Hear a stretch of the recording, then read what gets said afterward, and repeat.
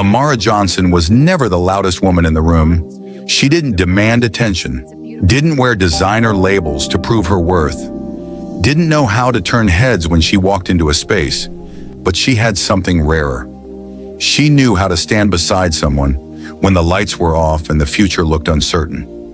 Before the suits, before the luxury cars, before the business magazine features, there was a small apartment with peeling paint, a second-hand laptop that overheated every hour, and a man named Daniel Brooks with a head full of dreams and pockets full of nothing. And Amara believed in him. Back then, success wasn't a guarantee.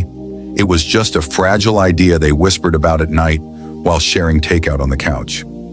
Daniel would pace the living room, talking about tech platforms and investors and one big break. Most people would have called it unrealistic. Amara called it possible.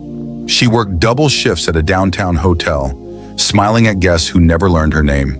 She came home with aching feet, changed into sweatpants, and sat beside him while he typed business proposals that no one responded to. When rejection emails came, she didn't say, "Maybe it's time to quit." She said, "Maybe it just isn't your time yet." When the electricity bill almost went unpaid, she sold the gold bracelet her mother gave her. She told Daniel she'd just misplaced it.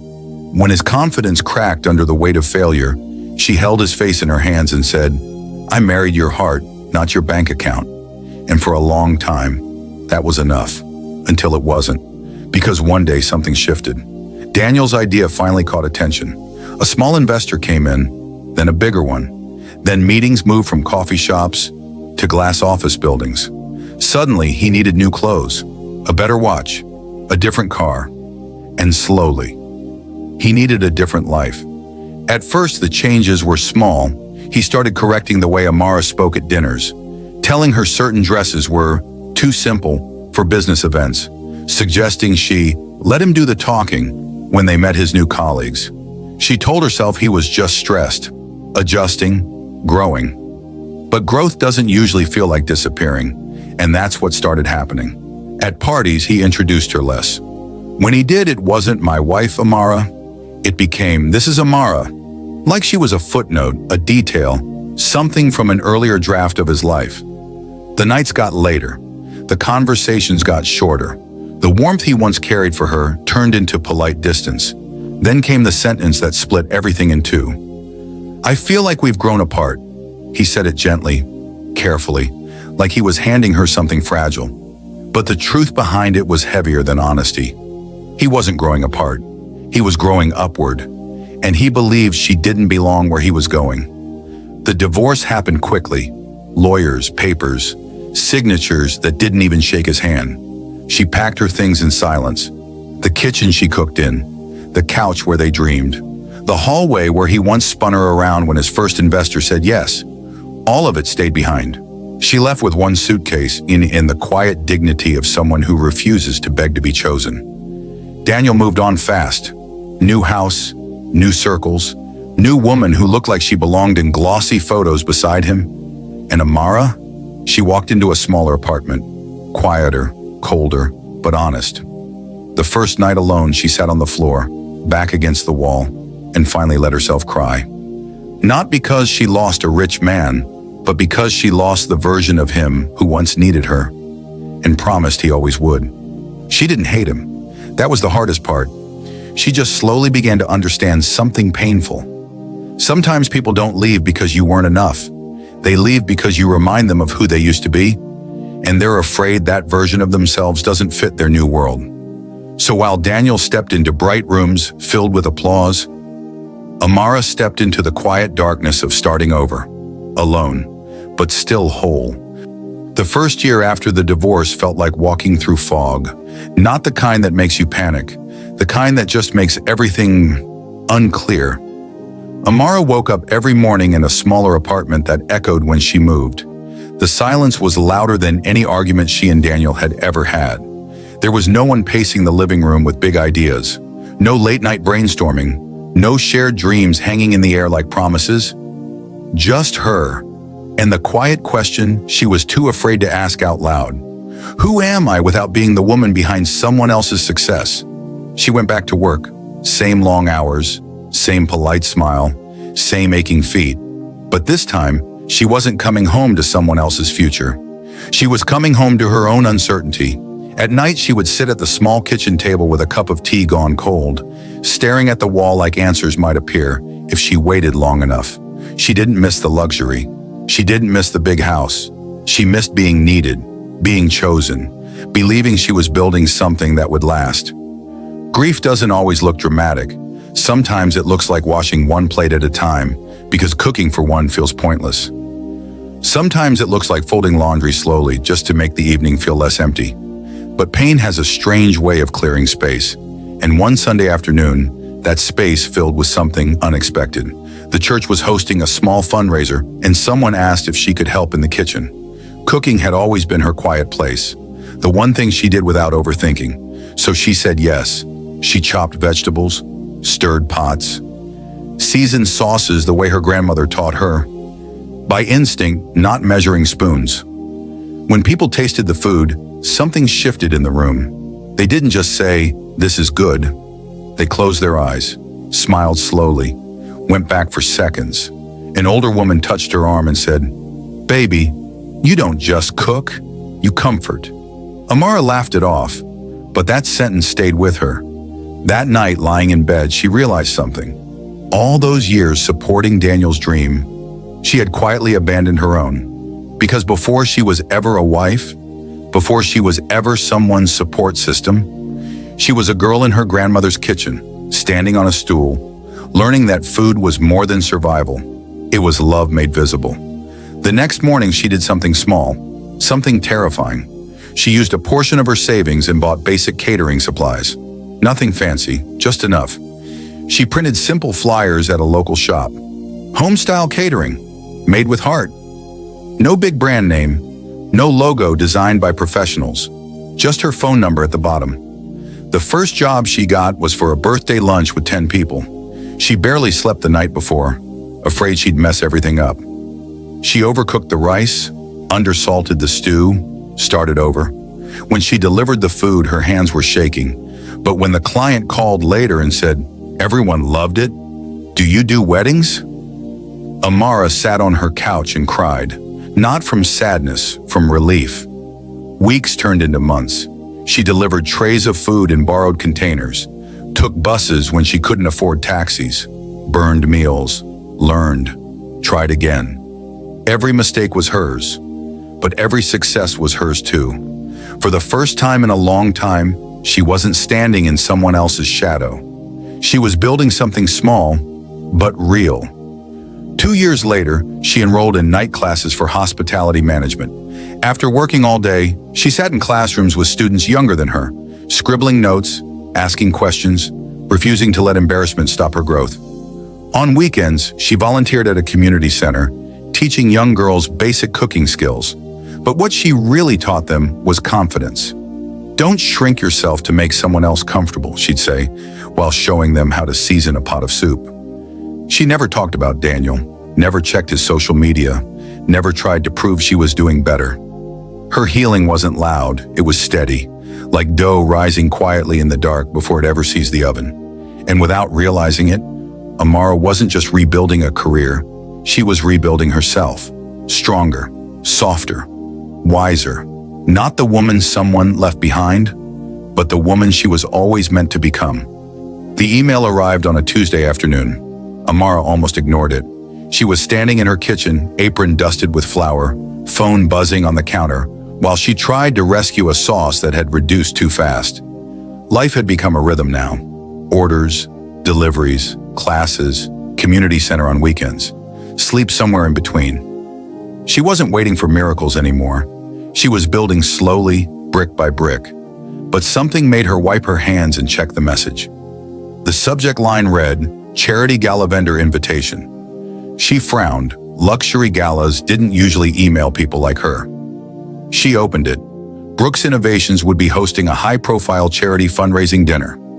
Select local businesses had been invited to provide specialty catering for private VIP tables.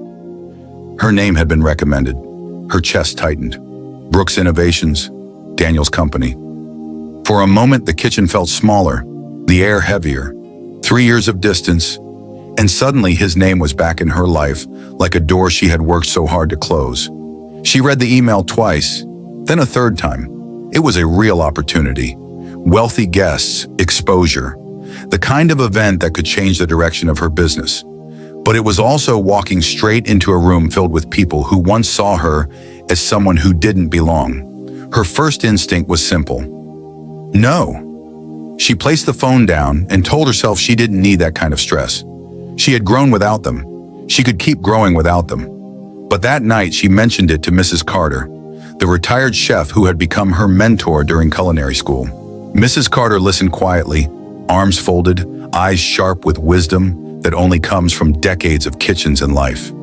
"Are you afraid of failing?" she asked, "or of being seen?" Amara didn't answer. Mrs. Carter nodded slowly. "Never avoid rooms you help someone else earn," she said. "You stood beside that man when he had nothing. Don't start shrinking now that you've built something of your own." The words stayed with her long after the call ended.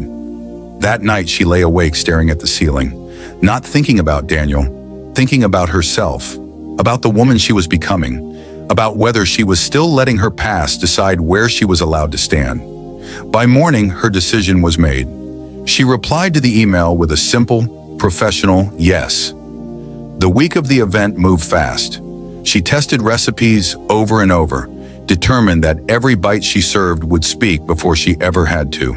Elegant, warm, memorable, just like the kind of presence she wanted to carry into that room. The night of the gala, she stood in front of her mirror longer than usual. Her dress wasn't designer, her heels weren't red-bottomed, but the black fabric fit her like quiet confidence. And the woman looking back at her didn't look like someone who had been left behind. She looked like someone who had survived it. The venue was a grand hotel downtown, lights glowing gold against the evening sky. Luxury cars lined the entrance. Laughter spilled out through glass doors. People stepped onto the red carpet like the night belonged to them. Amara took a slow breath before stepping inside. The ballroom shimmered. Crystal chandeliers, soft music, tables dressed in white and gold, conversations floating through the air about investments, markets, expansions. For a brief second, the old insecurity tried to whisper, "You don't belong here." But then she remembered the early mornings, the late nights, the burns on her hands, the tears she never let the world see. She wasn't here as someone's wife. She was here as a business owner, as a woman who built something from scratch. Staff guided her to the section where vendors were setting up for select VIP tables. She focused on her work, arranging plates with care, adjusting garnishes, making sure everything looked as beautiful as it tasted. And then she felt it, that strange awareness when someone is watching you. She looked up. Across the room, standing beside a group of well-dressed investors, was Daniel, older, sharper, wrapped in confidence like a tailored suit. For a split second, time folded in on itself. The small apartment, the takeout boxes, the nights they dreamed together. Then reality returned. He wasn't looking at her like a memory. He was looking at her like a surprise he didn't plan for. And beside him stood a tall woman in a glittering dress, hand resting lightly on his arm, his fiancée. Amara's heart beat once, hard, then steadied. She didn't look away. She didn't frown. She simply held his gaze for a moment, then went back to her work. Because this time, she wasn't here to be chosen. She was here because she had earned her place. And before the night was over, everyone in that room would understand exactly who she was. Daniel approached her with the kind of smile people wear when they're trying to control a story that's already slipping out of their hands. "Amara," he said, as if her name were something fragile he wasn't sure he had the right to say anymore. "Wow, I didn't know you'd be here." She straightened from the table she was arranging, smoothing invisible wrinkles from her dress before meeting his eyes. "I'm catering one of the VIP tables," she said calmly. There was no edge in her voice, no bitterness, just truth. His gaze flicked briefly to the dishes in front of her, then back to her face, like he was trying to fit two different versions of her into one picture. "That's great," he replied, a little too quickly. Before the silence could stretch, the woman beside him stepped forward, tall, perfectly styled, smile polished to shine but not warm enough to comfort. "And you are?" she asked, though the answer was already written in Daniel's stiff posture. Daniel cleared his throat. "This is Amara, my ex-wife." The word hung in the air between them like a label on an old file. The fiancé's eyebrows lifted just slightly. "Oh," she said, as if she'd just solved a small mystery. "I've heard about you." Amara offered a polite nod. "Nice to meet you." It wasn't. But grace doesn't always announce itself loudly. Sometimes it just refuses to fall apart. "We should catch up later," Daniel said, already stepping back. "Big night." She gave a small smile. "Of course." They walked away together, blending back into a world of expensive perfume and easy laughter. Amara turned back to her work, but her hands weren't as steady now, not because she still loved him, but because humiliation has a way of reopening doors you thought were sealed. Hours later, the dinner program began. Guests took their seats. Soft music faded. Crystal glasses clinked gently as conversations lowered into attentive murmurs. Amara moved between tables, coordinating with staff, making sure each plate arrived exactly as planned. Then she heard it, the familiar sound of Daniel's voice amplified through a microphone. "Good evening, everyone," he began smoothly. "Thank you for being part of such an important night for our company and our community." Applause followed. Amara kept her eyes on the tray she was adjusting. "Some of you know parts of my journey," he continued, "but success is never a solo act, right?" A few approving laughs. She felt something tighten in her chest. "And speaking of journeys," he said lightly, scanning the room, "I actually have someone here tonight who knew me before any of this." Her heart dropped. "Amara," he said, gesturing toward her across the room, "my ex-wife. She used to pack my lunch back when all I had was a dream and an old laptop." A ripple of laughter moved through parts of the room. Not cruel, not kind, just entertained. "She's here catering tonight," he added. "Guess we both moved up in different ways." More laughter. Polite, distant, but loud enough. Every eye near her table turned. Heat crept up her neck, but her face remained composed. "The way you learned to be when breaking down in public would only make things worse." She gave a small nod. Professional, controlled. Daniel's fiancée leaned toward her table with a bright smile that didn't reach her eyes. "You must be so proud of how far he's come," she said. The words were coated in sugar, but the meaning underneath was sharp. Amara held her gaze. "I'm proud of anyone who grows," she replied softly. Then she excused herself. No rush, no drama. Just a quiet exit before the weight in her chest turned into something the room didn't deserve to see. She stepped out onto the balcony, the cool night air wrapping around her like a gentle hand on a shaking shoulder. The city lights blurred as her eyes filled. She gripped the railing, breathing slowly, willing herself not to fall apart over a man who had already proven he wasn't her future. But pain isn't logical. It doesn't care how strong you've become. It just reminds you where you once broke. A tear slipped down before she could stop it. Not because of the laughter, not even because of Daniel, but because for a moment, she had felt small again. Like the woman who stood in the background while someone else took the spotlight they built together. She closed her eyes, inhaled, exhaled, and that's when she heard a calm voice behind her. "You shouldn't give people like that the privilege of seeing you hurt." She turned slowly and saw a man she hadn't expected to see, but somehow, in that moment, deeply needed. Amara turned toward the voice, quickly brushing the tear from her cheek like she could erase the moment before it was noticed. A tall man stood a few steps away, hands resting lightly in his coat pockets, posture relaxed but presence steady. Not curious, not intrusive, just there. "I'm sorry," she said softly, instinctively trying to compose herself. "I didn't realize anyone was out here." "I was heading inside," he replied, his voice calm, deep, unhurried. "But then I saw someone who looked like they deserved fresh air more than I did." There was no pity in his tone, only understanding, and that made it harder not to cry again. She looked at him more closely. Something about his face felt familiar, like a melody she'd heard before but couldn't place. Then it clicked. "You were at the Henderson dinner," she said. "Private event, small guest list." He smiled gently. And you were the only caterer who remembered that I'm allergic to walnuts.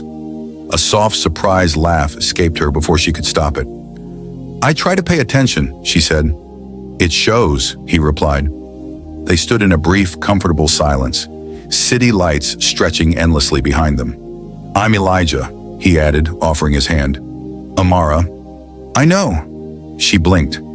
You do? I make it a habit to remember impressive people. She didn't know what to do with that, so she looked away, letting the cool air settle her racing thoughts. I didn't expect tonight to feel like this, she admitted quietly. Like what? Like I walked into a room I used to belong in, only to realize I was invited back as a footnote. Elijah studied her for a moment, not with curiosity, but with care. Funny thing about rooms, he said, the people who talk the loudest in them usually didn't build the foundation. She swallowed, her fingers tightening slightly on the balcony railing. You heard what he said, she murmured. I did. And you still came out here. Of course, he said simply. Respect doesn't get quieter just because the room gets louder. That landed somewhere deep inside her, in a place she didn't know still needed defending. Inside the ballroom, applause suddenly erupted, muffled through the glass doors. Elijah glanced back briefly, then returned his attention to her. I was hoping to see you tonight, he said, her eyebrows lifted. Me? Yes. I asked the event coordinators for a list of vendors. She stared at him, confused. Why? Because the last time I had your food, he said, I realized something. And what was that? You don't cook for applause. You cook to make people feel seen. That's rare in business, even rarer in success. She didn't know what to say. Compliments had never been something she trusted easily. I also invest in people, he continued, not just companies. A small crease formed between her brows. Invest? In businesses that have heart, leadership, longevity, the kind built by people who understand struggle, not just profit. Her mind raced, trying to catch up. You're an investor? He smiled slightly. Among other things. Before she could ask more, the ballroom doors opened and an event host stepped onto the balcony, scanning the area. Mr. Cole, they're ready for the announcement. Amara froze. Elijah nodded. I'll be right there. The host hurried back inside. She turned slowly toward him. Mr. Cole? I was going to explain that part more gently, he admitted. Her voice dropped to a whisper. You're Elijah Cole? The one and only, I'm afraid. The name hit her like a sudden shift in gravity. Elijah Cole, the investor known for backing underrepresented entrepreneurs, the man behind multiple foundations supporting small businesses, the quiet billionaire who avoided headlines but shaped industries. I had no idea, she said. I prefer it that way, he replied. People show you who they are when they don't think you can change their future. Her thoughts flashed back to the anonymous grant her business received last year, the funding that arrived right when she was about to give up expanding. Her breath caught.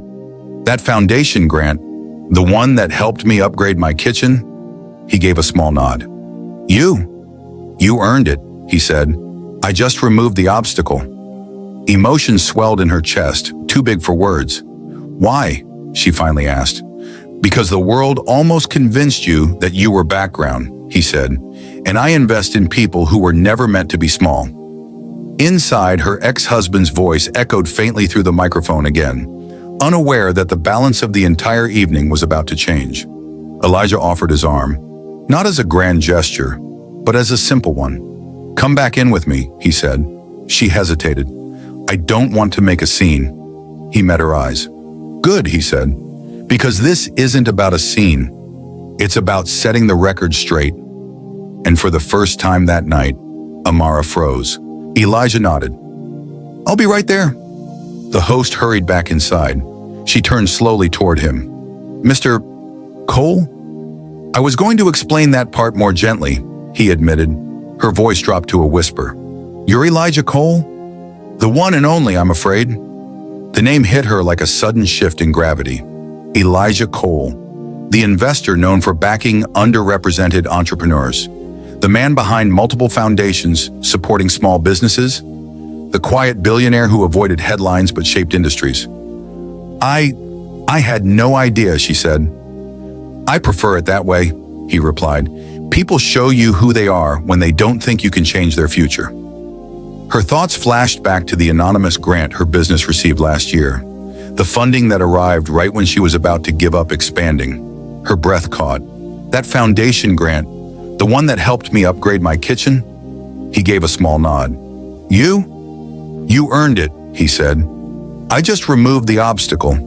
Emotions swelled in her chest, too big for words. Why? She finally asked. Because the world almost convinced you that you were background, he said. And I invest in people who were never meant to be small. Inside, her ex-husband's voice echoed faintly through the microphone again, unaware that the balance of the entire evening was about to change.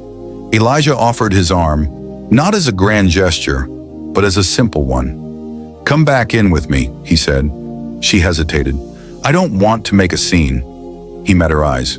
Good, he said, because this isn't about a scene. It's about setting the record straight. And for the first time that night, Amara didn't feel like someone who had stepped into the wrong room. She felt like someone about to walk into the right one, exactly on time. The ballroom doors opened, and the sound of conversation rolled over them like a wave. Laughter, glasses clinking. The low hum of people who believed they understood exactly how the night would go.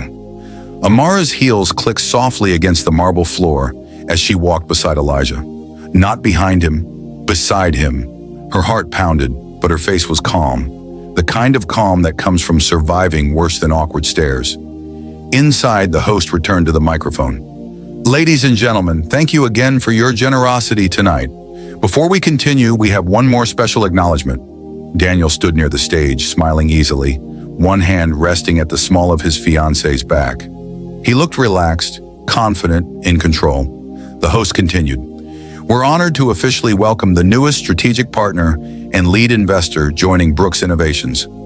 A pause, anticipation. Mr. Elijah Cole. The reaction was immediate. Chairs shifted. Conversations cut off mid-sentence. Heads turned toward the entrance. Daniel's smile faltered for the first time all evening. Elijah didn't rush. He walked forward with the quiet assurance of someone who never needed to prove he belonged anywhere. And Amara walked with him.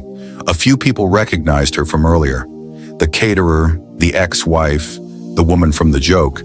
But now she wasn't standing near a service table. She was walking beside the most powerful man in the room. Whispers moved like wind through tall grass. Is that... Wait, wasn't she... Why is she with him? Daniel's fiancée's hand tightened slightly on his arm. Elijah reached the front, shook hands with the host, then turned toward Daniel. Daniel, he said warmly, extending his hand. Daniel recovered quickly, stepping forward with a practiced grin. Mr. Cole, we're incredibly honored. Please, Elijah replied. Elijah is fine. They shook hands. Two men in expensive suits, but only one of them seemed truly at ease. I've been looking forward to tonight, Elijah continued, his voice carrying easily through the microphone the host offered him. So have we, Daniel said. Your involvement means a lot to the future of this company. Elijah nodded, then glanced briefly toward Amara. Success stories always interest me, he said, especially when I get to learn about the people behind them. A polite murmur of agreement moved through the crowd. Businesses don't grow in isolation, Elijah went on. They're built in small apartments, over late nights, during moments when quitting would have been easier. Daniel chuckled lightly. Very true. Elijah's eyes returned to the audience. And sometimes, he added, the strongest part of that foundation is someone whose name never made it onto the company website. The room grew quieter. Daniel's expression shifted just slightly. Elijah turned, extending his hand toward Amara. I had the pleasure of meeting someone tonight who understands that kind of foundation better than most. Every gaze followed his gesture. Amara stepped forward, not rushed, not hesitant, just steady. This is Amara Johnson, Elijah said, an entrepreneur whose business I've had the privilege of supporting and whose work reminds me why I invest in people, not just profits. A wave of surprise rippled through the room. Daniel blinked. His fiancée's smile froze in place. Elijah continued, his tone calm but firm. Her company represents the future of leadership I believe in. Skill, integrity, heart. He looked at Amara with open respect. Would you do me the honor of joining me at my table tonight? No sarcasm, no performance. Just an invitation spoken like she had always deserved it. The silence in the room was heavier than the earlier laughter, because this time, no one was laughing. Amara glanced once across the crowd and met Daniel's eyes, not with anger, not with triumph, just with the quiet strength of someone who no longer needed validation from the past. She placed her hand in Elijah's. I'd be honored, she said. Applause began, uncertain at first, then growing as others followed, not wanting to be the only ones not clapping. But the sound didn't matter. What mattered was the shift. Earlier that night, she had been introduced as a punchline from someone else's story. Now she stood at the front of the room as the author of her own, and for the first time since she walked in, Amara didn't feel like she had returned to a place that once rejected her. She felt like the room had finally caught up to who she had become. The applause faded, but the energy in the room never quite returned to what it had been. Something had shifted, not loudly, not dramatically, but permanently. Amara sat at Elijah's table, listening as conversations flowed around her. Investors discussing visions, leaders sharing ideas, people speaking to her not as someone's past, but as someone with a future. For the first time that night, she wasn't aware of the room watching her, because she wasn't trying to prove anything anymore. She was simply being. Across the ballroom, Daniel tried to resume his role as host, but his rhythm was off. His laughter came half a second too late. His smile didn't sit as naturally on his face, because every time he looked up, he saw her, not standing alone, not shrinking, but seated where influence gathered. Eventually, as dessert plates were being cleared and guests drifted into smaller conversations, he made his way toward her table. His steps were measured, careful, like someone approaching a truth they weren't sure they were ready to face. Elijah, excuse me, he said politely. May I borrow Amara for a moment? Elijah glanced at her, not possessive, not protective, simply respectful. Of course, he said. I'll be right here. Amara stood. Her pulse was steady now. Whatever this conversation would be, she had already survived worse.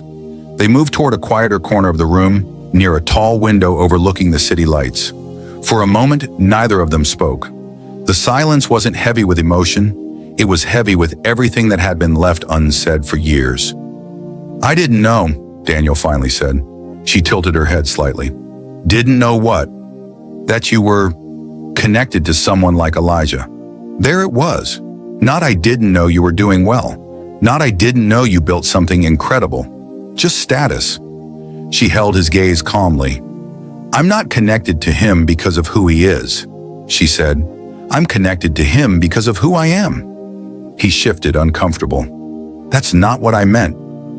It's exactly what you meant, she replied gently.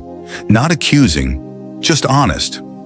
He looked out the window, jaw tightening. I always knew you were supportive, he said. I just didn't realize you had this in you. A small, sad smile touched her lips. I always had this in me, she said. You just stopped looking when I stopped fitting the picture you wanted. The words didn't land like an attack. They landed like truth, and truth doesn't need volume to be powerful. He exhaled slowly. I thought success meant building a life that looked impressive. And now? She asked. He hesitated. Now I'm not sure I understood what success actually costs. She studied him for a moment.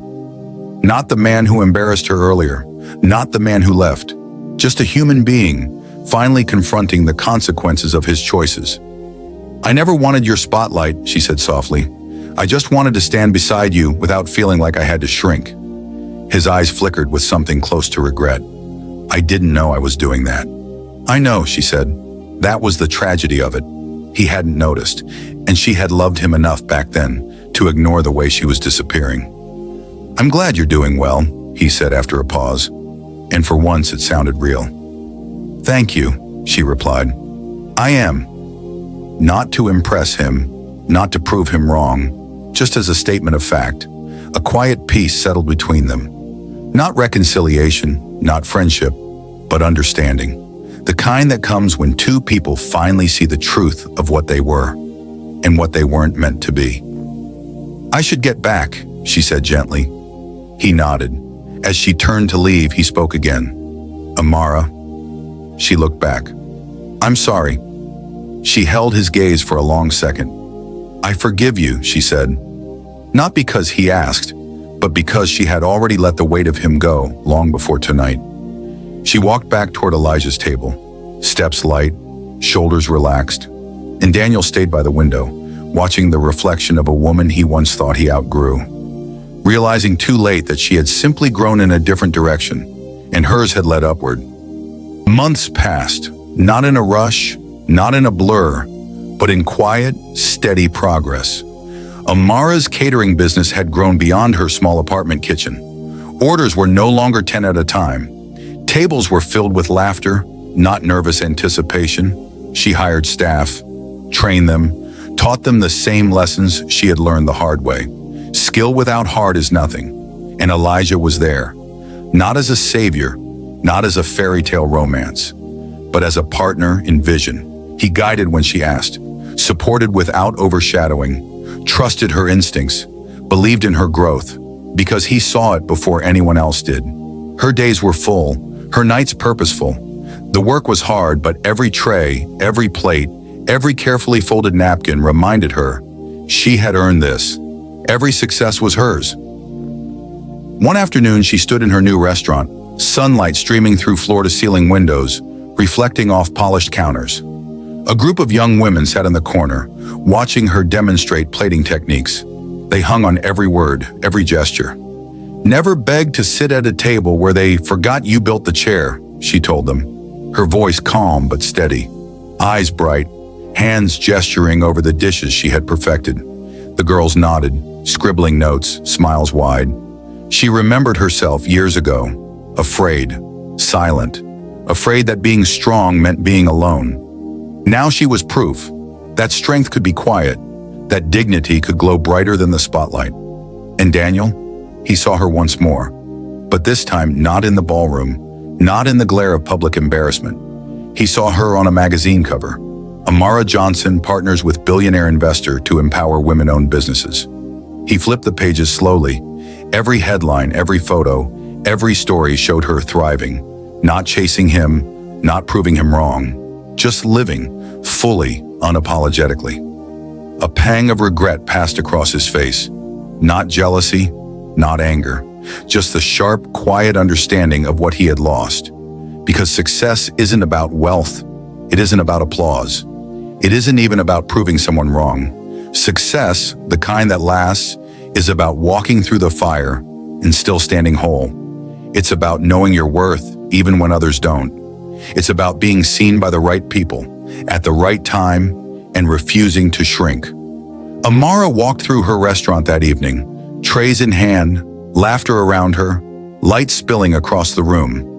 Every glance toward her team, every smile she offered, every word of encouragement carried weight, not because she wanted it to, but because she had earned it.